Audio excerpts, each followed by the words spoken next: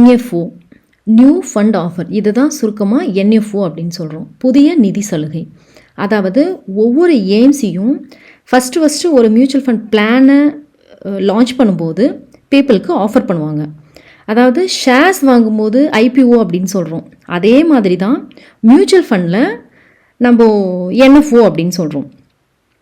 அதாவது ஒவ்வொரு mutual fund launch பண்ணுறப்போவும் ஆரம்பக்கட்ட விலையாக ஒரு 10 ரூபா அப்படின்னு வச்சுருப்பாங்க.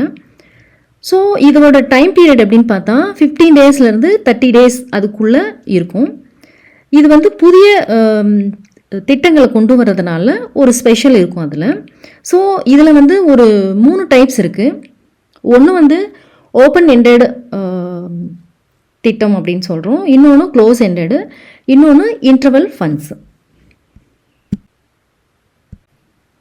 ஓப்பன் எண்டட் அப்படின்னா NFO டைம் முடிஞ்ச பின்னாடியும் நம்ம இன்வெஸ்ட் பண்ணலாம். க்ளோஸ்ட் எண்டட்னா டைம் பீரியட்குள்ளேயே நம்ம இன்வெஸ்ட் பண்ண முடியும்.